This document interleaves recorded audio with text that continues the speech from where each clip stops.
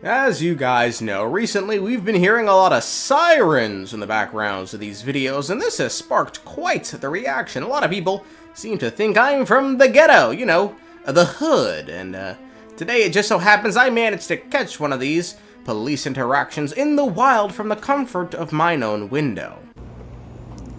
You see, fellas, I don't live in the hood, but I mean, I see a fair bit of action around these parts, alright? It does not get boring, let me tell you. Oh, there she goes.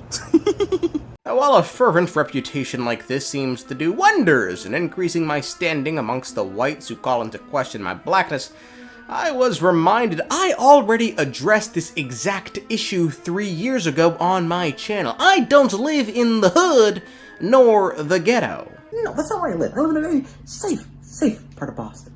And I'm tired of being told I don't. Shit is ridiculous. But it's pretty much all I have to say. Just gonna do me and eat my clementines now. Goodbye. Anyway, my friends, there are many fun words in the English language. Flibbert, gibbet, gobbledygook, pumpernickel, dingleberry, gaslight, orphan. But you guys know what my favorite word is? It's deicide. Y'all know what it means? It's described as the act of killing a god. Truly horrifying, isn't it? I mean, killing a god? Who would even dream to commit such an atrocity? Well, as it happens, it's those Xianzhou fucks who wish to kill Yaoshi, the master of immortality, the nurturer of all beings in the aeon of paradise. Their aim is the continual proliferation of life. What a noble goal. Thank you, Yaoshi, for such a noble god to be in the crosshairs of an entire civilization. You must be thinking to yourselves, this Yaoshi fella must have committed a heinous and reprehensible act. No. All Yaoshi did was grant the people's wishes of a longer lifespan. Whose wishes, you may be wondering? The natives of those who now seek to kill Yaoshi, the Xianzhou. It was they who grew tired of a short lifespan and sought out Yaoshi for immortality, traversing the very stars themselves, never once considering the ramifications of such a request in that long journey. And when Yaoshi graciously granted their request, causing the people of the Xianzhou to live much longer lives, the most obvious thing that could have happened. Overpopulation and diminishing resources leading to war. And then, in a small teeny tiny little twist of fate, it just so happens if you live long enough, you may become Marshall. It's not a big deal. In any case, who do these dumb fucks blame for getting them into a mess they wanted to get into due to their selfish human desires, never once considering what may happen? They blamed Yaoshi. They are literally the long finger nigga from Meet the Robinsons. Take responsibility for my own life, or blame you. Ding, ding, ding, ding, ding. Blame you. And thus the eternal war between the Xianzhou and the Abundance has since been. They even gave them a nasty nickname, Plague Author. Actually, that shit goes kind of hard, bro. Plague Author, huh? Yeah, I'm a Plague Author. All right.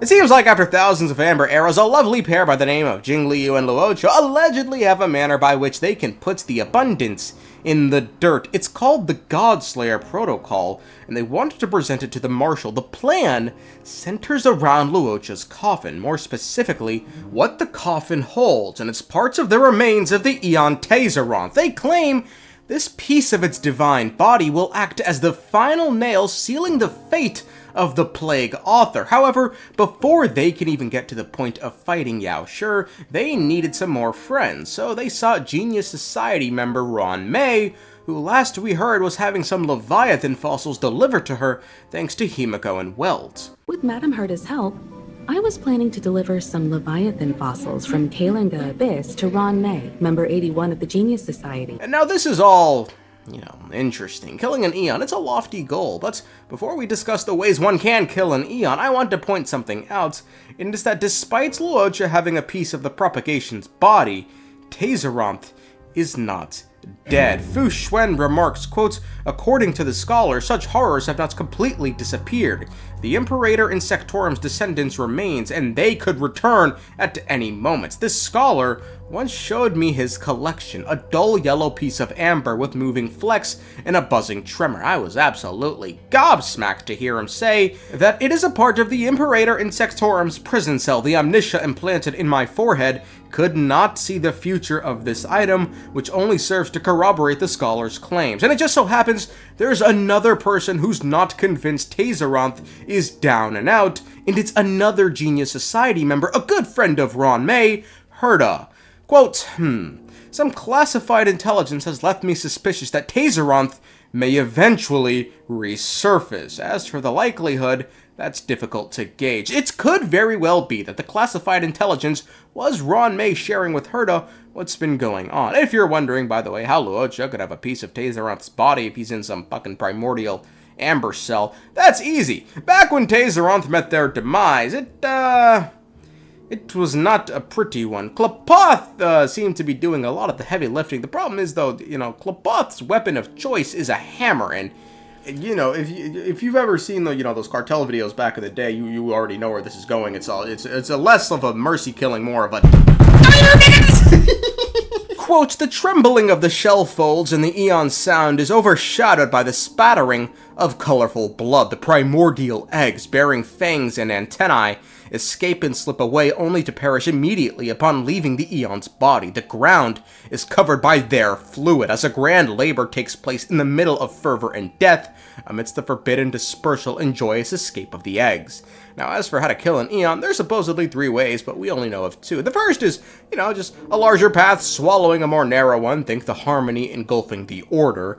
And the second is, you just kill them, like tayzzyronth, who got gangbanged by a whole lot of aeons. The third is never revealed to us and is still a mystery. So, how do Luocha and Jingliu plan to kill an aeon? Well, the obvious answer is we revive tayzzyronth and have that fat son bitch eat Yao. Sure, I mean, hell, the writing's on the wall for this one. Tayzzyronth may be coming back. Ruan mei tried to create an emanator of the propagation because she wants to understand eons more, and what's a better way to do that than, just fucking reverse engineer one using the divine body part as a base?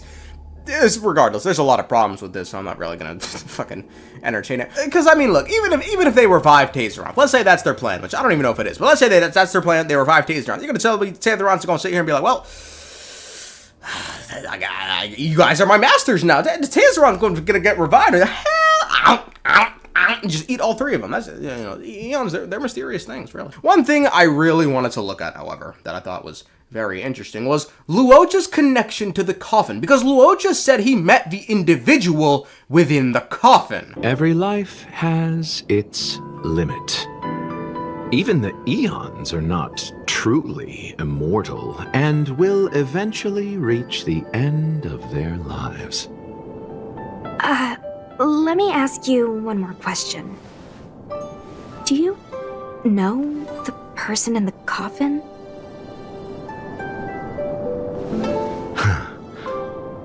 Yes.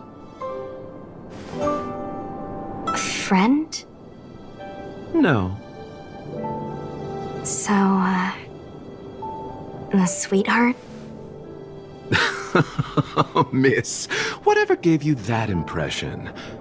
The individual in the coffin is neither friend nor relative. We met only once.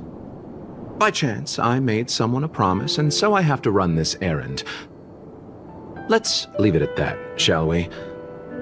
I think we've all had enough rest. And now this is interesting. We actually know a bit about the interaction that led to Luocha having this coffin. His character story 4 writes, quote, "Go to the Xianzhou, the one who gave him the coffin said. Don't forget your promise, never." For Luocha to have met tayzzyronth, one might assume he could have only done so during the swarm disaster some 800 amber eras ago, which would make Luocha anywhere from 60,000 to nearly 200,000 years old. And while Luocha is hinted at as being much older than he appears, I mean, come on. It could just be he met tayzzyronth in whatever fucking amber cell he's in, or given the swarm is the propagation. I mean, they all came from tayzzyronth, right? Because it's just tayzzyronth split.